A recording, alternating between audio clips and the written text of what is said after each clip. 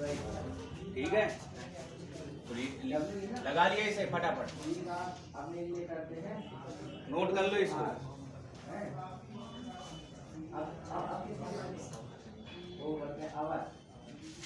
ये चित्र मैंने कल ही बता दिया था गुब्बारे वाला। अब इसके बाद यहाँ निकालो अगला सवाल, सवाल नंबर 15।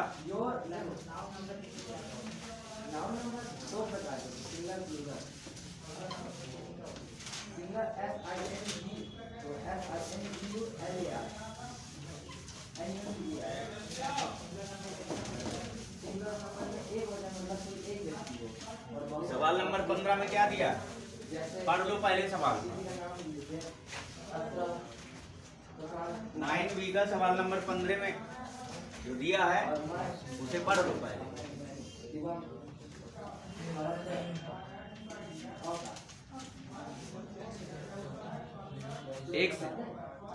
एक सीधा राजमार्ग एक मीनार के पाद तक जाता है। नीचे वाला जो हिस्सा होता है पाद बिंदु होता है, ऊपर वाला हिस्सा शीर्ष बिंदु होता है। एक चीज समझ में आ गई कि मीनार है, ठीक है, और ये भी समझ में आ गया एक सीधा राजमार्ग है, मीनार के पाद तक जाता है। मीनार के शिखर पर खड़ा एक आदमी एक कार को 30 डिग्री के, देखो पहले समझो यहाँ, अब जैसे कोई राजमार्ग है, राजमार्ग ठीक है, कोई हाईवे है, राजमार्ग है, ठीक है। अब ये राजमार्ग है, यहाँ पे राजमार्ग समझ गए, ये किसी मीनार की ओर जा रहा है, किसी मीनार की ओर जा रहा है। ऐसे राजमार्ग बनाएंगे नहीं, इसे एक सरल रेखा के द्वारा यहाँ पे दिखाएंगे। ये राजमार्ग है, ये किसी मीनार की ओर जा रहा है, ठीक है, किसी मीनार के पाद बिंदु की ओर जा रहा है। जैसे यहाँ पे मीनार है तो मीनार की ओर जा रहा है राजमार्ग, ठीक है, मीनार की ओर जा रहा है ये राजमार्ग, ठीक। और यहाँ पे ए बी मीनार है, ए बी मीनार है, मीनार का पाद बिंदु ए है और शीर्ष बिंदु ठीक है, क्या है, शिखर बिंदु भी कह सकते हो, बी है। और यहाँ पे कार है, पहले कार यहाँ पे है, ठीक है, मान लो यहाँ पे कार हो गई, सी कार हो गई यहाँ पे, ठीक। मतलब यहाँ पे हमें जैसे समझ में आ जाए कि यहाँ मीनार है जो भी है तो तुरंत बना दिया जाता है। और ये राजमार्ग जो मीनार है ना, वो राजमार्ग पर पड़ती है, राजमार्ग की ओर ये जा रही है, ये जो राजमार्ग है मीनार की ओर जा रहा है, ठीक है। मीनार के शिखर पर खड़ा एक आदमी एक कार को 30 डिग्री के अवनमन कोण पर देखता है। यहाँ पे कोई व्यक्ति खड़ा है और यहाँ पे कार है, उसको देखता है यहाँ से, तो ये दृष्टि रेखा हो गई, क्या हो गई, दृष्टि रेखा। यहाँ पे हमें क्षैतिज रेखा खींचना पड़ेगा क्योंकि कोण वही बनेगा जहाँ से व्यक्ति देखेगा। अवनमन कोण बनेगा ना, नीचे से ऊपर से नीचे की ओर देखेगा, अवनमन बनेगा। ये क्षैतिज रेखा खींच दिया, दृष्टि रेखा खींच दिया, कितना कोण बनाता है, 30 डिग्री कोण बनाता ना, 30 डिग्री के कोण पर देखता है।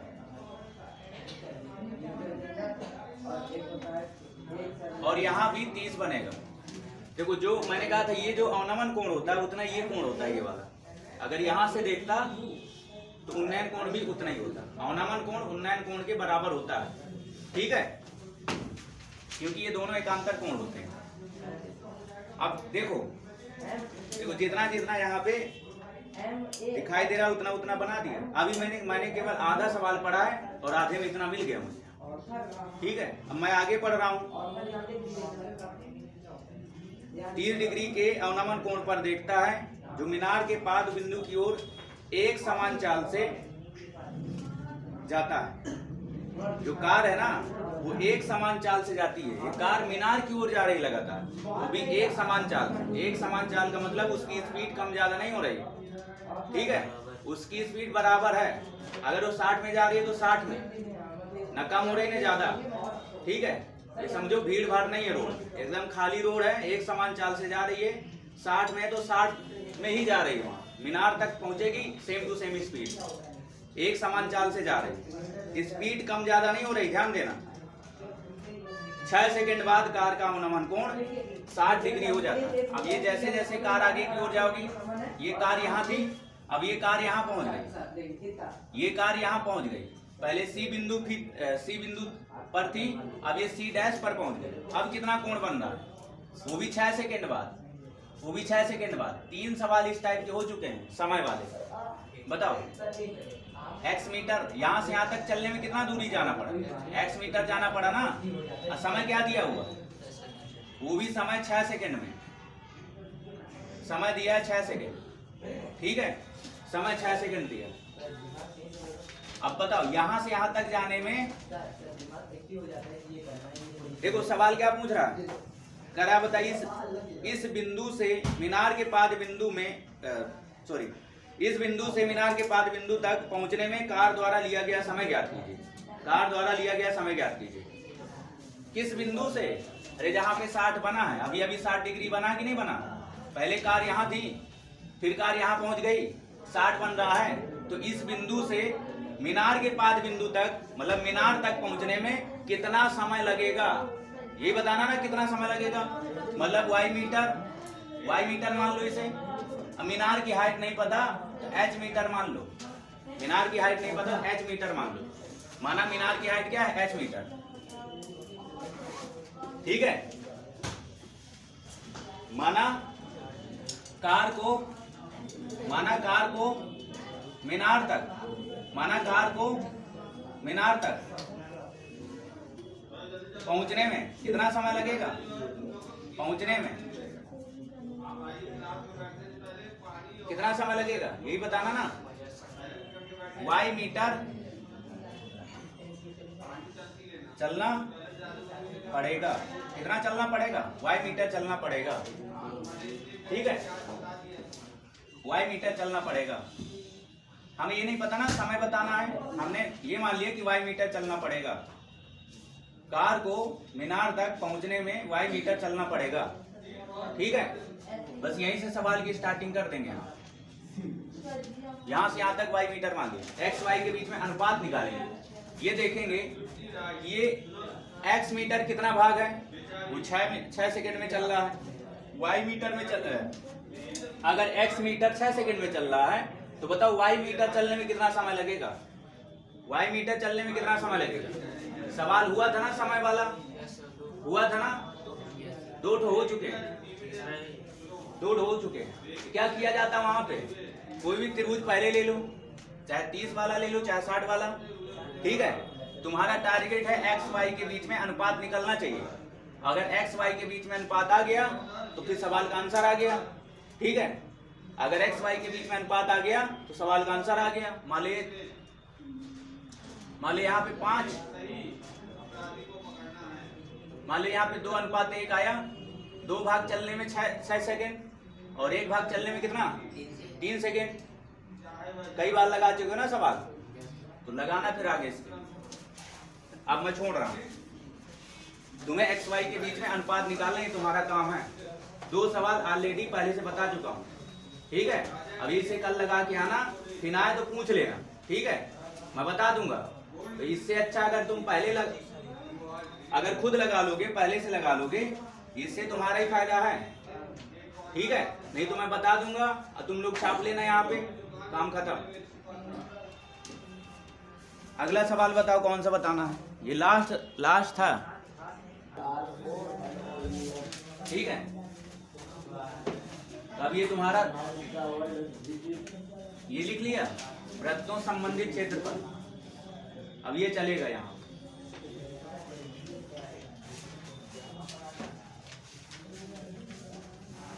लिख लिया। अब जैसे यहाँ पे,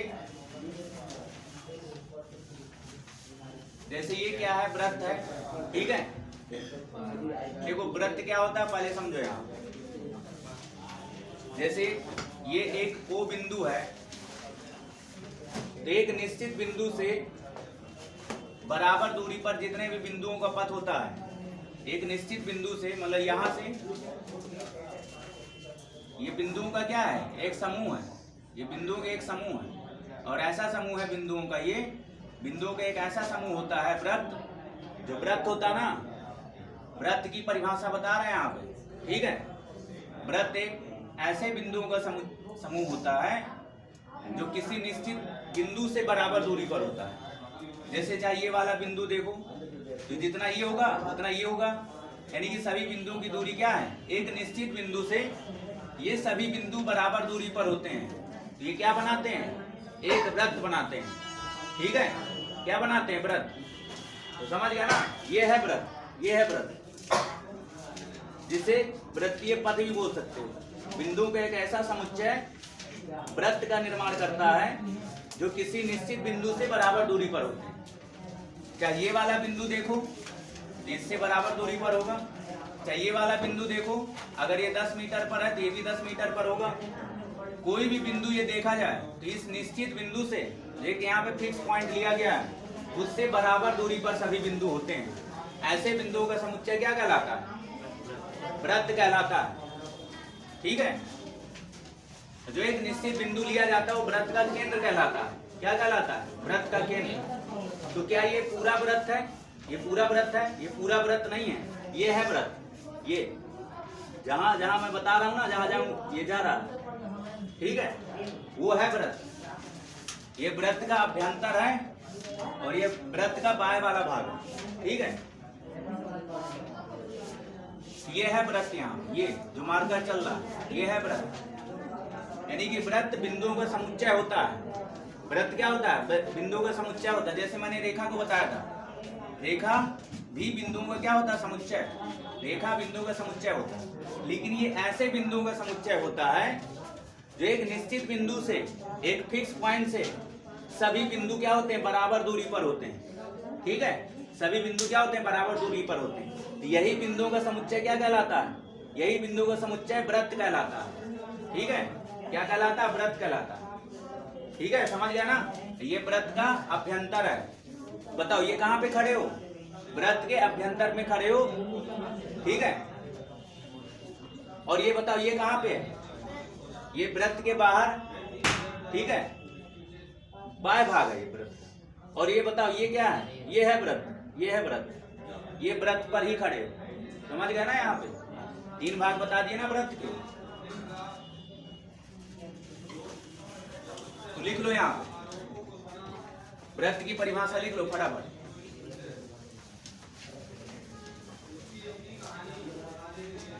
वृत्त लिख लेना, वृत्त एक ऐसे बिंदुओं का समुच्चय होता है।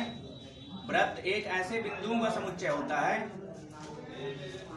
ठीक है, वृत्त एक ऐसे बिंदु का समुच्चय होता है। लिख लो फटाफट, वृत्त एक ऐसे बिंदुओं का समुच्चय होता है। वृत्त एक ऐसे बिंदुओं का समुच्चय होता है।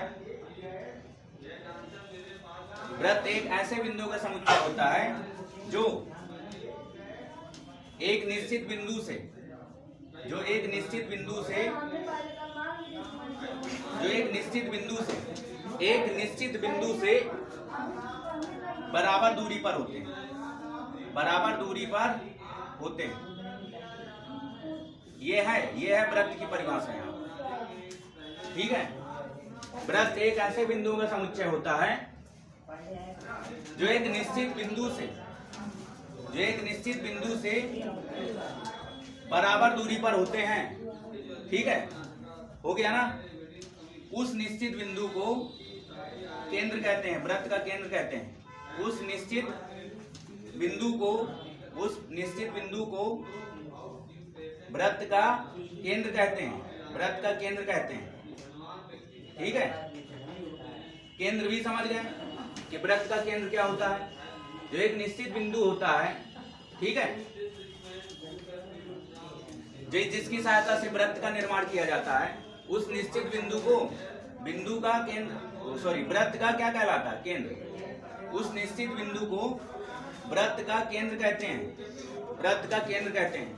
अभी अभी मैंने बताया एक फिक्स पॉइंट है, मान लो ओ बिंदु है। ठीक है, और इस बिंदु से बराबर दूरी पर बिंदुओं के एक ऐसा समुच्चय होता है जो वृत्त का निर्माण करता है, जो वृत्त का निर्माण करता है।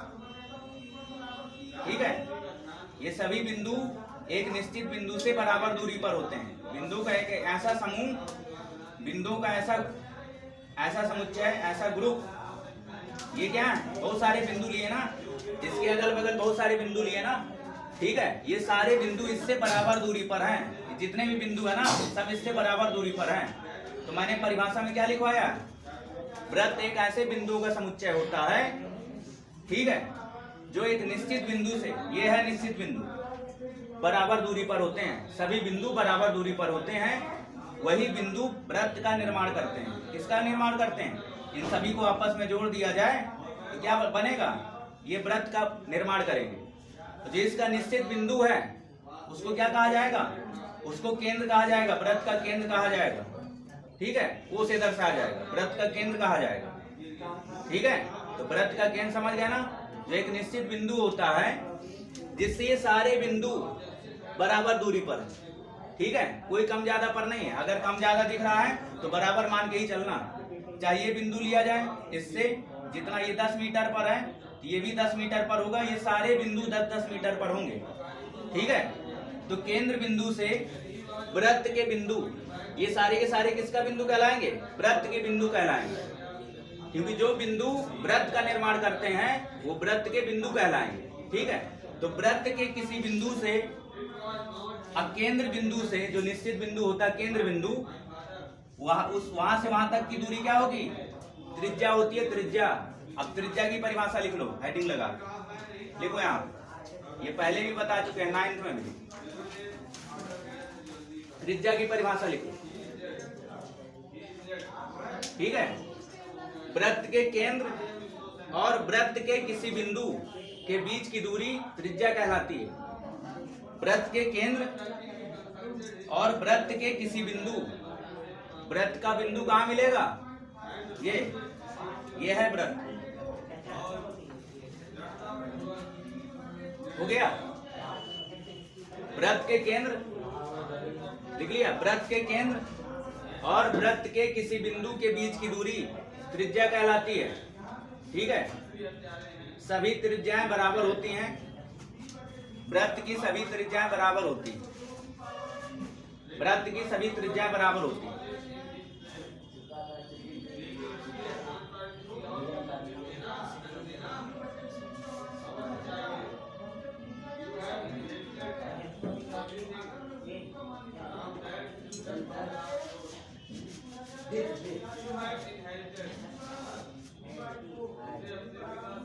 लिख लिया,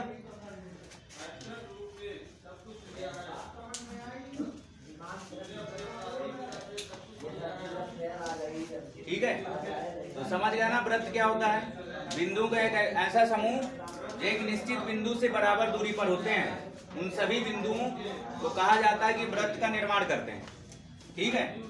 वृत्त एक ऐसे बिंदुओं का समूह होता है जो एक निश्चित बिंदु से बराबर दूरी पर होते हैं, जो एक निश्चित बिंदु से, ये फिक्स पॉइंट से बराबर दूरी पर होते हैं। ये सभी बिंदु क्या हैं, इस O बिंदु से बराबर दूरी पर हैं, और ये जो दूरी है ना यही त्रिज्या कहलाती है। अब ये लिखवा ना, और जो निश्चित बिंदु है ये वृत्त का केंद्र कहलाता है। क्या कहलाता है, ये वृत्त का केंद्र कहलाता है, ठीक है। ये वृत्त की परिभाषा है और यहाँ पे मैंने ये बता दिया। अब ये जो वृत्त बनेगा, ये जो O वृत्त का केंद्र है, ठीक है।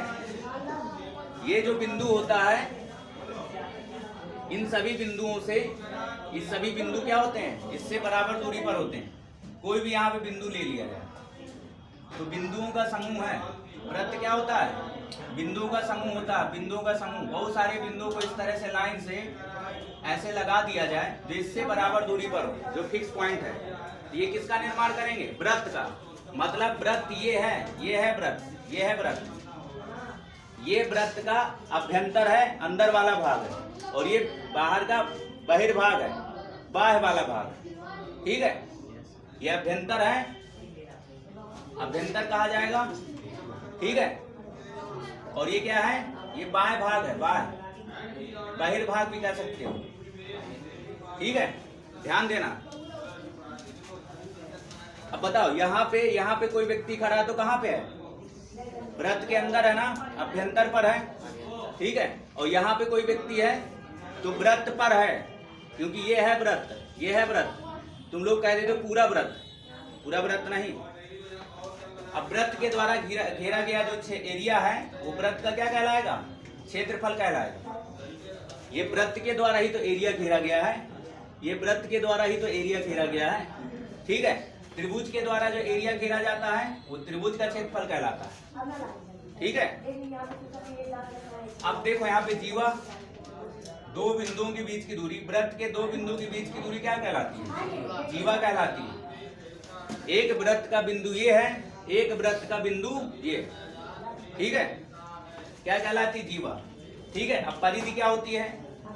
व्रत की कुल लंबाई, व्रत की कुल लंबाई क्या होती है? परिधि कहलाती है। लिख लो, व्रत की कुल लंबाई परिधि कहलाती है। ये सब लिखते जाओ फटाफट। व्रत की कुल लंबाई जो होती है ना उसे परिधि कहा जाता है, ठीक है। अब किसी भी व्रत की कुल लंबाई, व्रत की कुल लंबाई क्या कहलाती है? परिधि कहलाती है। व्रत की कुल लंबाई परिधि कहलाती है, परिधि। व्रत की कुल लंबाई परिधि कहलाती है, ठीक है। और उसके नीचे लिख लेना परिधि बराबर 2 पाई आर, परिधि बराबर 2 पाई आर, ठीक है। देखो अब व्रत का व्यास क्या होता है? व्रत का व्यास क्या होता है? ठीक है,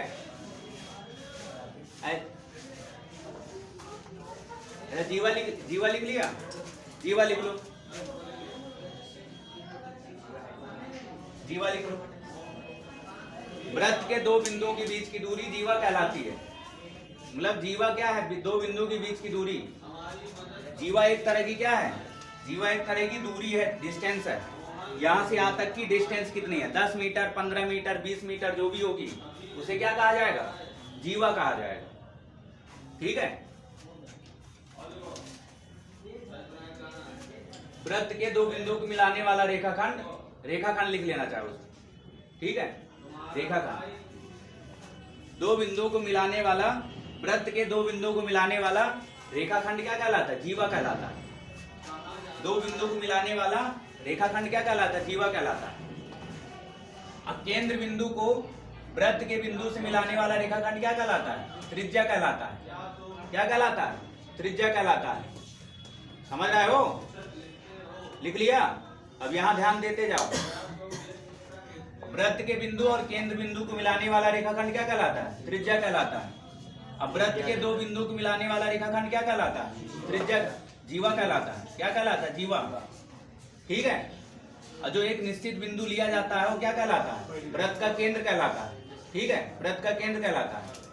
इस निश्चित बिंदु से जितने भी बिंदु लिए जाते हैं, सारे जितने भी बिंदु लिए जाते हैं, ये क्या बनाते हैं? ये व्रत का निर्माण करते हैं। बिंदु, ये जो बिंदुओं का समूह है ये एक व्रत का निर्माण करते हैं, ठीक है। समझ गया ना व्रत क्या होता है? व्रत एक बिंदुओं का समूह होता है जो एक निश्चित बिंदु से बराबर दूरी पर होते हैं। इस निश्चित बिंदु को वो कहा जाता है व्रत का केंद्र, ठीक है। क्या कहलाता है? व्रत का केंद्र। ये सब समझ गया ना? यहाँ पे जीवा भी बता दिया, ठीक है। जीवा भी बता दिया, जीवा। अब क्या बचा? व्यास।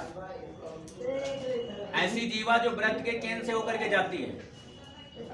जीवा क्या है? रेखाखंड। व्रत के दो बिंदु को मिलाने वाला रेखाखंड क्या है? जीवा है।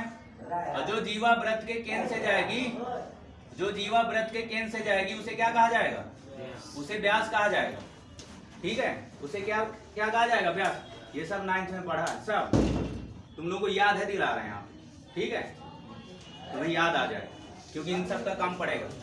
अब व्यास जो होता है ना, व्यास वो त्रिज्या का 2 गुना होता है। त्रिज्या का क्या होता है? 2 गुना। व्यास को d से दर्शाया जाएगा और त्रिज्या को r से। तो व्यास यानी कि d बराबर 2r होता है। क्या होता है? 2r। ये लिख लेना क्योंकि इसका काम पड़ेगा, ठीक है। व्यास बराबर क्या होता है? 2r। त्रिज्या का डबल होता है, ठीक है। अब व्यास, त्रिज्या क्या होती है? व्यास की आधी, क्योंकि 2 इधर आ जाएगा तो भाग में आ जाएगा, ठीक है। तो मैंने व्रत बता दिया, व्रत क्या है, व्रत का केंद्र क्या है, जीवा क्या है, जीवा, ठीक है। मेन समझना था व्रत, ठीक है। ये पूरा तुम लोग व्रत कह देते थे, ये व्रत है, ये वृत्त पूरा नहीं, ये है ना, ये बिंदु का समूह है वृत्त, ठीक है। अब वृत्त कैसे बनता है ये भी बता दें। बिंदु के समूह से बनता है। बहुत सारे बिंदु जब एक साथ मिल जाते हैं और ये सभी बिंदु इस बिंदु से जो निश्चित बिंदु है बराबर दूरी पर होता है। हो गया ना? बताओ। अब तुम्हें जो अब इससे संबंधित बताते हैं यहाँ पे जो चैप्टर नंबर 11 कुछ परिभाषा है, जैसे त्रिज्य खंड है, वृत्त खंड है, लघु चाप है, दीर्घ चाप है, ठीक है। अब ये बताते हैं यहाँ, क्योंकि तुम्हें जीवा बता दिया, त्रिज्या बता दिया।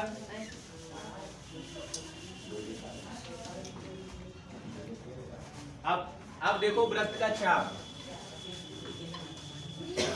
ठीक है। वृत्त का चाप, ये अर्क क्या होता है, वृत्त का चाप क्या होता है। देखो जैसे ये वृत्त है, ठीक है, ये वृत्त है, ये वृत्त की कुल लंबाई हो गई जिसे परिधि बोला जाता है। वृत्त की कुल लंबाई हो गई, ठीक है। वृत्त की कुल लंबाई को परिधि कहा जाता है, ध्यान देना। परिधि की वृत्त की कुल लंबाई को परिधि कहा जाता है।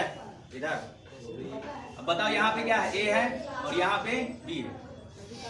बताओ ये जो हमने लंबाई लिया है, ये जो टुकड़ा लिया है, ये क्या है, ये वृत्त का चाप है। क्या है? अर्क, वृत्त का चाप है, ठीक है।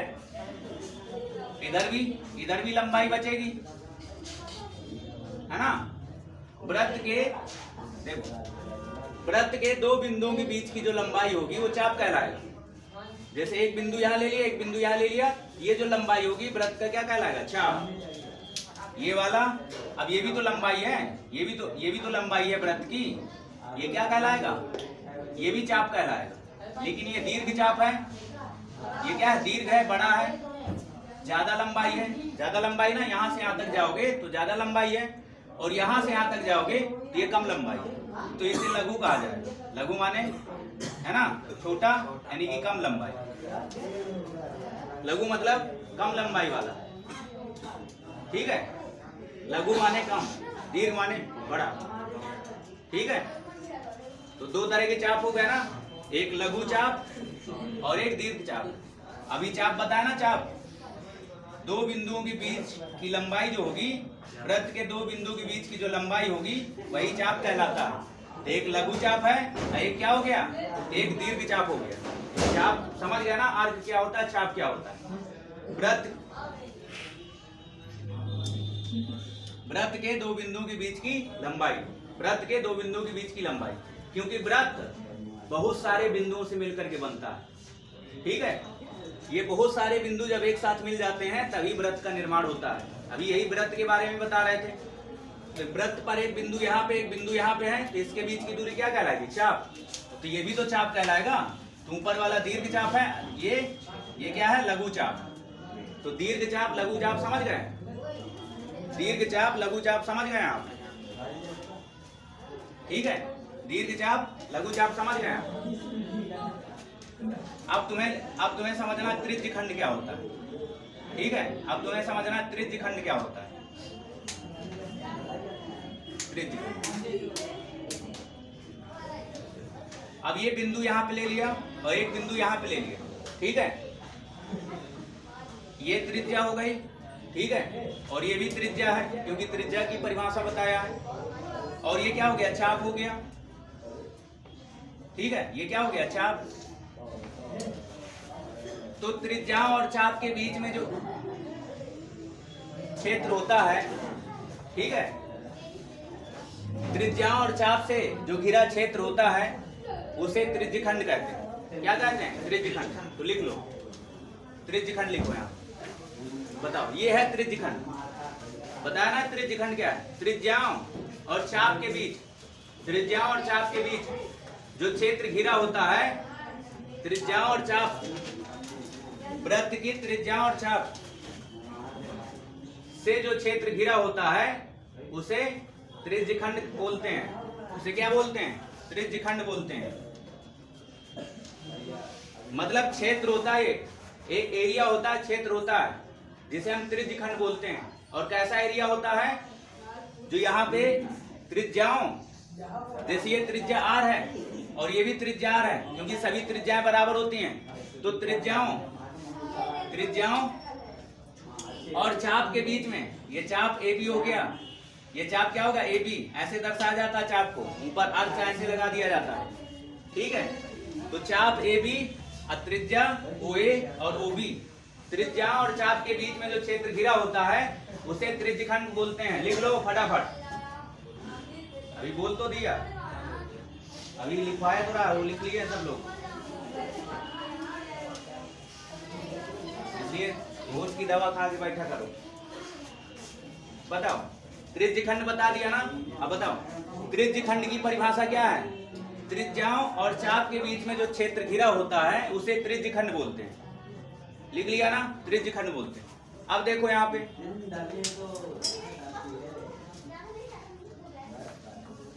बताओ, ये भी तो त्रिज्यखंड है, ये भी तो त्रिज्यखंड है, ये भी त्रिज्यखंड है, क्योंकि ये त्रिज्या है और ये भी त्रिज्या है, और ये तुम्हारा क्या हो गया चाप। तो ऊपर वाला हिस्सा केवल अब देखना है, ये त्रिज्या है और ये ए है, ये बी है, और ये ऊपर वाला दीर्घ चाप हो गया। तो ये वाला हो गया एक त्रिज्यखंड, हो गया कि नहीं हो गया? तो त्रिज्याओं, त्रिज्या, ये त्रिज्या हो गई, ये त्रिज्या हो गई, और ये हो गया चाप। तो त्रिज्या और चाप के बीच में जो एरिया घेरा होता है क्या कहलाता है? त्रिज्यखंड कहलाता है। अब नीचे वाला हिस्सा भी, ये भी त्रिज्यखंड है। बताओ, ये त्रिज्या है और ये भी त्रिज्या है, तो ओ ए त्रिज्या है और ओ बी त्रिज्या है, और ये तुम्हारा ए क्या हो गया? ए बी चाप हो गया। तो बताओ, चाप और त्रिज्याओं से जो क्षेत्र घिरा होता है उसे त्रिज्यखंड बोलते हैं। बताओ, ये लघु त्रिज्यखंड है जो लघु चाप द्वारा बनाया जाता है, और ये दीर्घ